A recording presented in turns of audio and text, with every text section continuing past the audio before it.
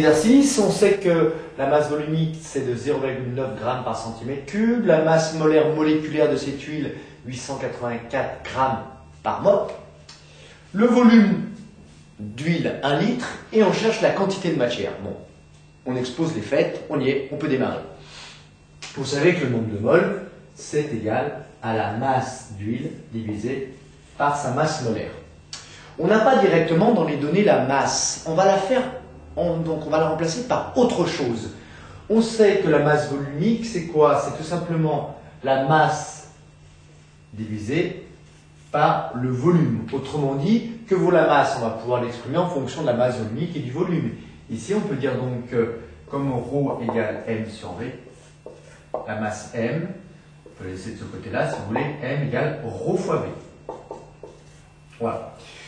On réinjecte cette expression ici, ce qui nous fait nombre de moles égale ρ fois V, masse volumique fois le volume, divisé par la masse molaire.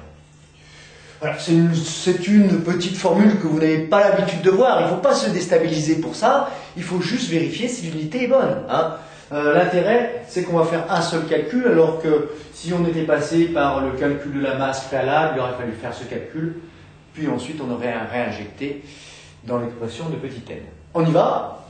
Le nombre de moles, c'est mol, évidemment. La masse volumique, alors on l'a pour l'instant en grammes par centimètre cube. Hein. Grammes, centimètre, moins 3. Le volume, on voit qu'on l'a en litres. Donc ce qu'on peut faire, c'est transformer ce volume en centimètre cube. Un litre, c'est 1 décimètre cube. Un cube d'1 décimètre d'arête. Et dans ce décimètre cube, il y a 1000 cm3. Ça, il faut vraiment connaître vos conversions. Donc, on va multiplier ici par des centimètres cubes et diviser par des grammes mol moins 1. Gramme sur gramme, ça se simplifie. Centimètre moins 3 fois centimètre puissance 3, ben, ça fait des centimètres puissance 0. Centimètre puissance 0, c'est 1. 1 sur des mols. 1 sur des mol moins 1, ça fait bien des mols. L'expression est homogène. On passe à l'application numérique. Le nombre de moles est égal donc à 0,9 fois le volume 1000 cm3 divisé par la masse molaire 884 grammes. Ce qui fait, après calcul, 1,02 mol. Voilà la quantité de matière représentée par un volume de 1 litre d'huile.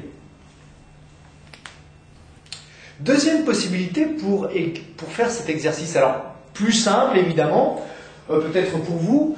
Alors on va chercher le nombre de moles. On sait que le nombre de moles, on repart toujours la même chose, hein, c'est la masse sur la masse molaire. La masse, on ne l'a pas, mais on sait que la masse volumique, c'est égal à la masse sur le volume. Autrement dit, la masse d'huile contenue dans ce volume de 1 litre est égale à la masse volumique fois le volume. Alors attention, ainsi la masse on la veut en grammes, la masse volumique est pour l'instant en grammes par centimètre cube, donc je dois forcément multiplier les grammes par centimètre cube par des centimètres cubes. Donc le volume, il faut que je le traduise en centimètres cubes, évidemment on l'a fait précédemment.